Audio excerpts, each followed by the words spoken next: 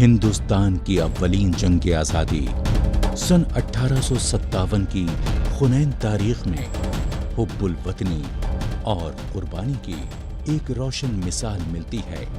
एक अजीम मुजाहिद खातून की बावकार शख्सियत उभरती है। नाम है अजीजन बाई।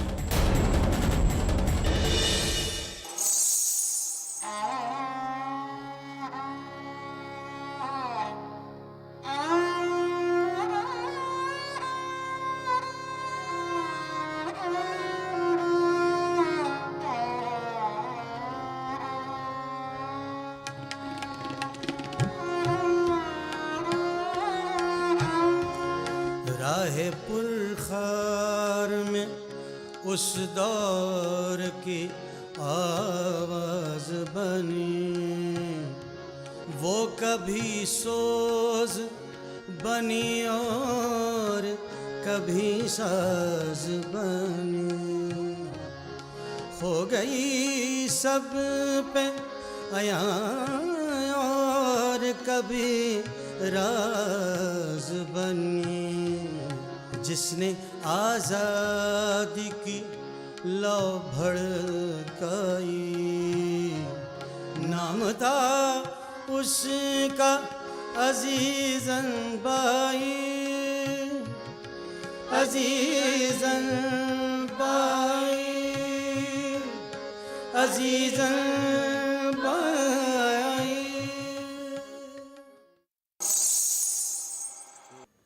न सोचा न समझा, न सीखा न जाना,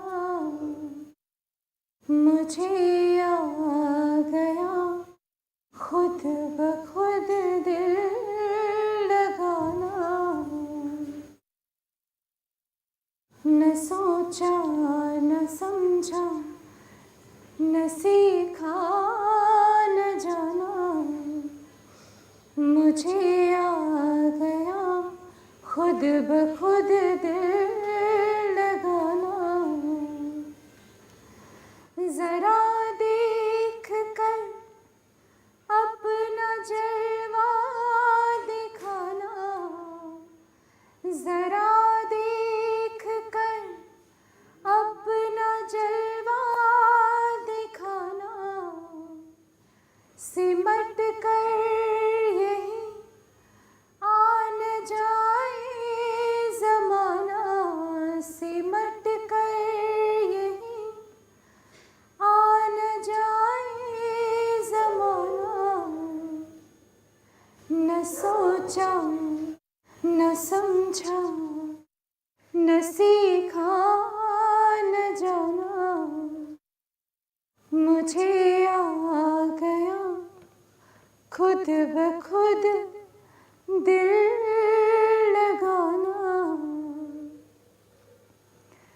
ज़बां पर लगी है वफ़ाओं की मोहरें, ज़बां पर लगी है वफ़ाओं की मोहरें।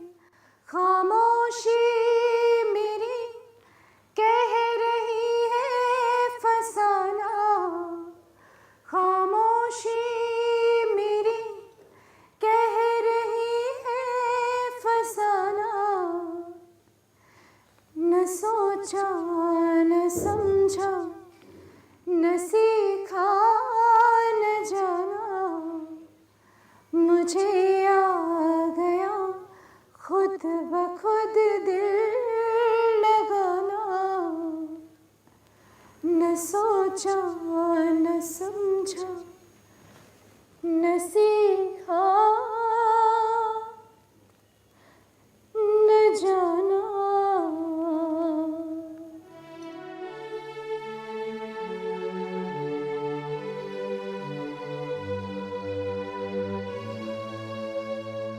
बाई जी। बाई जी। हाँ,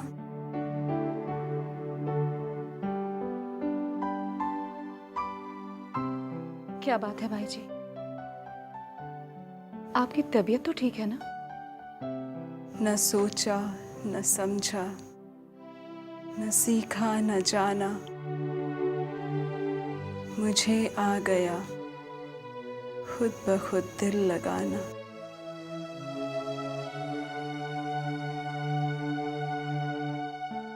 बाई जी, जब से बड़ी बाई जी जन्नत सुधारी है, दिल तो हमारा भी उगता सा गया है। हमें भी अब सब कुछ बेमाने सा लगता है। और आपकी तो वो जन्म देने वाली माँ थी। बदरिया, इंसान जब खुली आंखों से दूसरों की सख्तियां देख लेता है तो उसे अपने गम, अपनी परेशानियां सब छोटी लगने लगती हैं।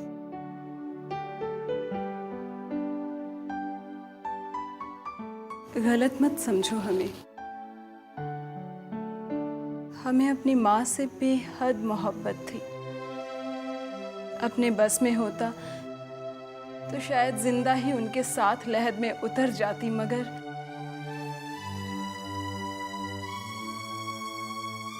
अब ये एहसास होता है हमें कि एक हुस्न बानो गौहर का मातम कब तक मनाती रहेंगी हम।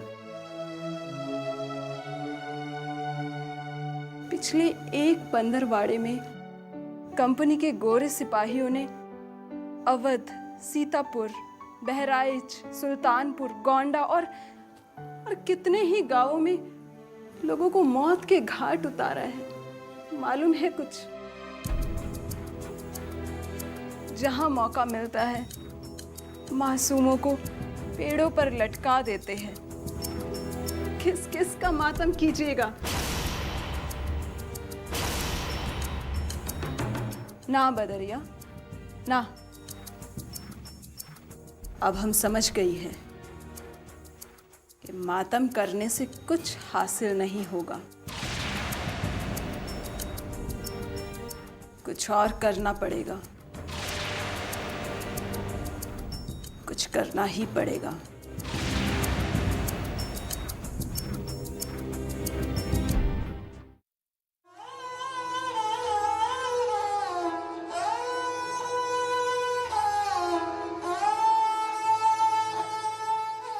कान खोलकर सुन लो सबके सब।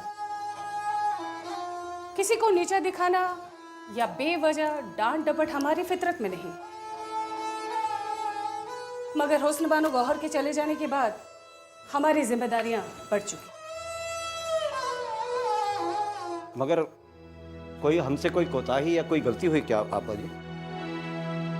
आपने कहा उठो, बैठक की साफ सफाई करनी है, हम आ गए। हसद खान, हमने ऐसा कब कहा? मियां, आप हमें समझ ही नहीं पा रहे। हम तो सिर्फ ये चाहते हैं कि हमारा डेरा पहले के जैसे जगमगाता रहे, यहाँ पहले की जैसे रौनक रहे। अब ये हवेली अगर काठ गोदाम के तबेले जैसे रहेगी तो हो गया काम। लग गई रौनक। सुनो, ये चादरें भी उठा लो यहाँ से और तकिए के गिलाफ भी बदल दो। जी बेहतर। हाँ सुनो, झालर और झूमर भी फजू मियाँ आए तो उनसे कह दीजिएगा नखास बाजार लखनऊ से कुछ अच्छे से शमादान मंगवा दे। और हाँ, एक आध इत्रपाश और एक दो पानदान।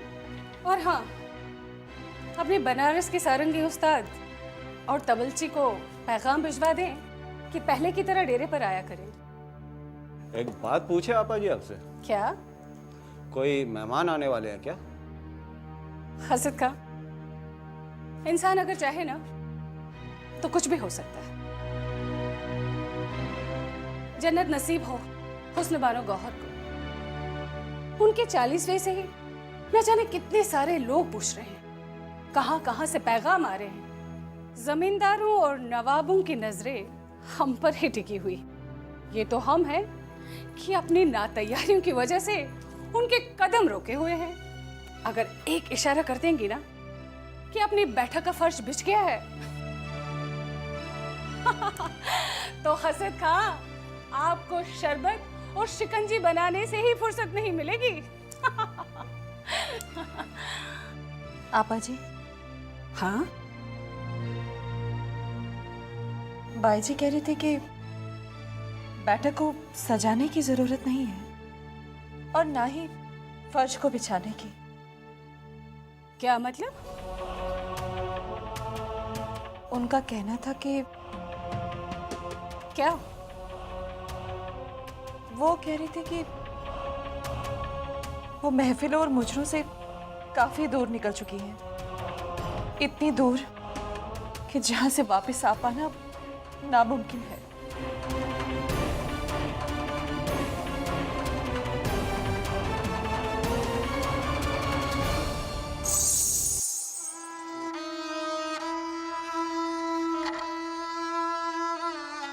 करना क्या पड़ेगा, यही तो सोच रही हैं।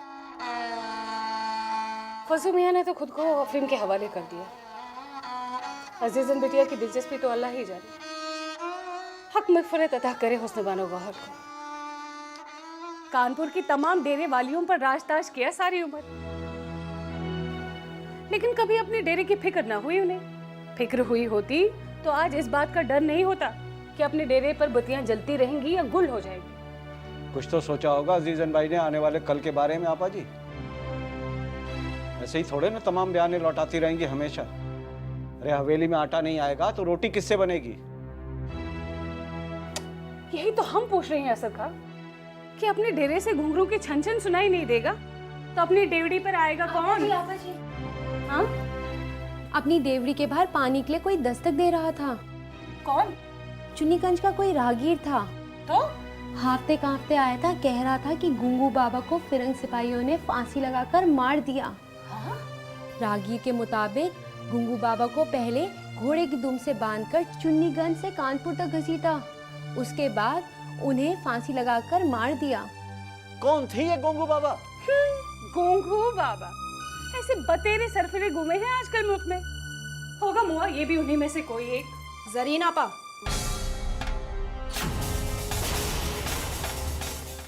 गोंगू बाबा कोई सरफिरे या आम इंसान नहीं थे। उनकी बहादुरी, ताकत और वतन परस्ती का अंदाजा वही लोग लगा सकते हैं जिन्होंने उन्हें बुरहानपुर में फिरंगी फौजों के साथ लड़ते हुए देखा हो।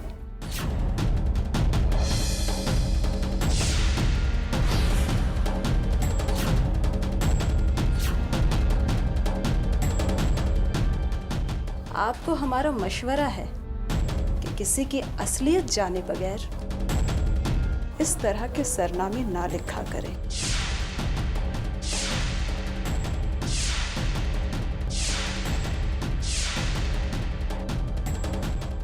बिटिया वो तो हम बस यूं ही।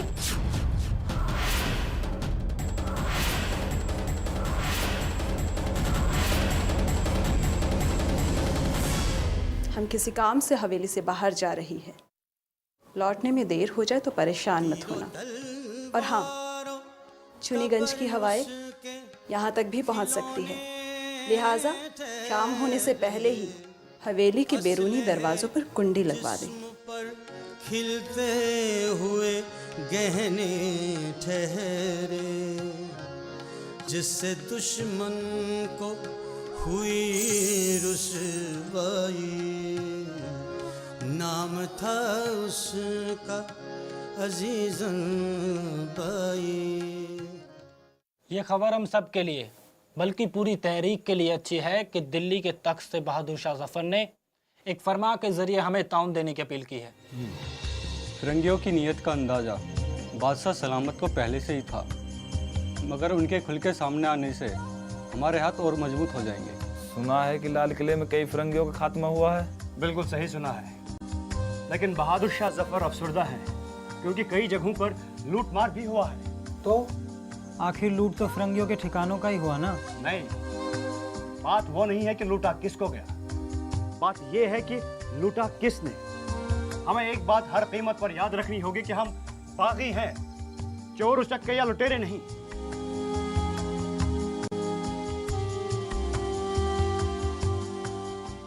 आपने गुंगू बाबा के बारे में सुना? कम वक्तों ने बहुत ही बेदर्दी से उन्हें शहीद किया है। अवध, सीतापुर, बहराइच, सुल्तानपुर, गोंडा और कई दूसरे इलाकों से भी ऐसी ही खबरें आ रही हैं। निहत्थे और मासूम लोगों को पेड़ों पर लटका रहे हैं, यहाँ तक कि शेर खानों तक को नहीं बख्शा।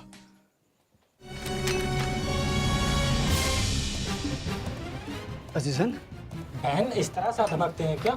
इस तरह से पहरेदारी के बगैर बैठक भी नहीं बुलाई जाती टीकाराम भाई। हमारी जगह कोई और भी हो सकता था। लेकिन खबर तो की होती। क्यों कालीन बिछवाते आप? शम्स, हमें लगता है कि फिरंगियों की फौज छोड़ने के साथ ही सिपाहगरी के बुनियादी तकाजे भी भूल चुके हो आप लोग। खुदारा हमें गलत मत समझो, हर कदम पर मौत का साया मंडला रहा है और आप लोग हो कि इस कदर गफलत से बैठे हो। बहन ठीक कह रही है।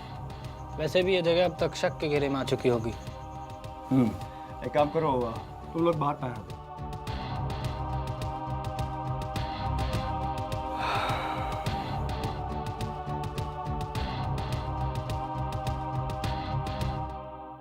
आज के बाद अपने गिरोह की जो भी बैठक होगी वो हमारी हवेली में होगी।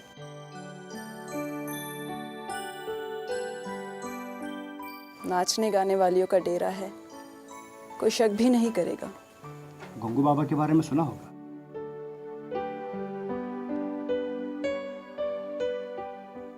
अंदर ही अंदर खून के आंसू बहा रही हूँ। बुरहानपुर वाले वाकये के दिन मुलाकात हुई थी उनसे हमारी। हमसे मिलकर जिस शफकत का इजहार किया था उन्होंने, हमें उस वक्त पहली बार एहसास हुआ था कि बाप का साया किसे कहते हैं।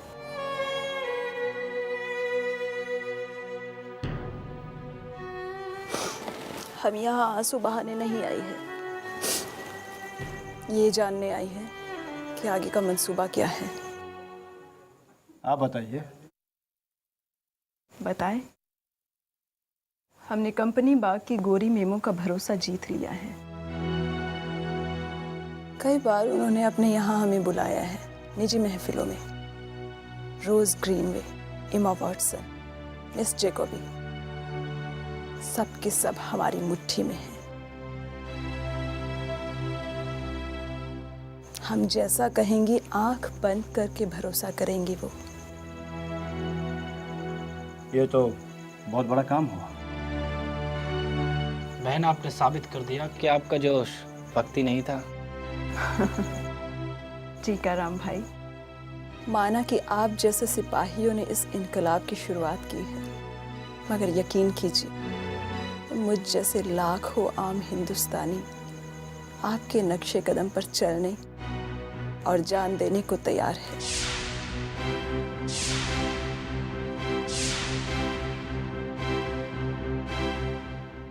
शम्स। अरे हाँ शम्स, मुझे याद आया कि मुझे वो हथियार लेने भी जाना है। अरे हाँ, अच्छा मैं ज़्यादा चाहता हूँ। कितने दिनों बाद मुलाकात हुई। अरे कहाँ, आप तो हर पल हमारे साथ होते हो, हमारी चढ़ती उतरती सांसों के बीच में।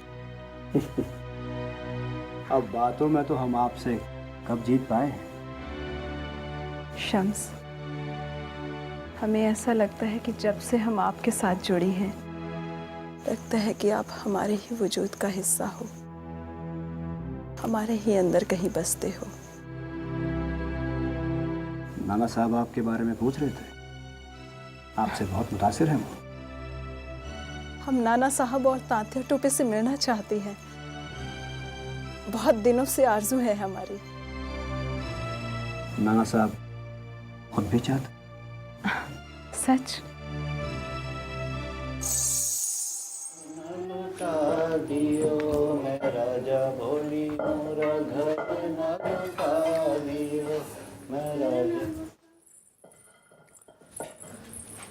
रसोई में कोई कामकाज भी होता है या यूं ही रियाजी करते रहते हो?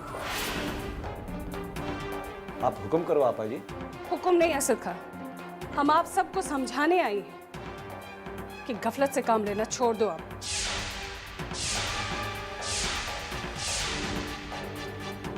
बरसों से इस डेरे के साथ जुड़े हो, इसकी भलाई और बहबूदी का सोचोगे तभी हमें 2 वक्त की रोटी नसीब होगी और मान सम्मान भी रहेगा।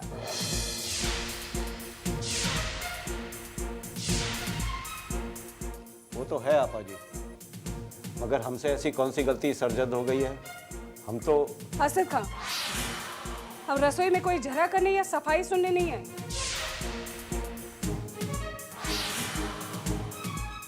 हम सिर्फ आपको ये बताने आई हैं कि हुस्न बानो गौहर का जमाना नहीं रहा कि सब कुछ यूं ही चलता रहेगा।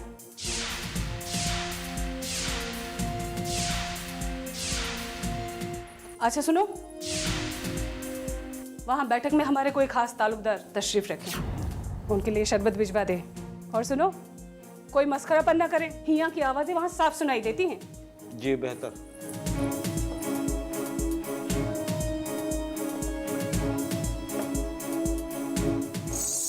कैसे जीना है यही बात बताई, हर सू उसके जज्बात ने एक आग लगाई, हर सू नज्म आज़ादी की जिसने गाई, नाम था उसका अजीज़न बाई, नाम था उसका अजीज़न बाई,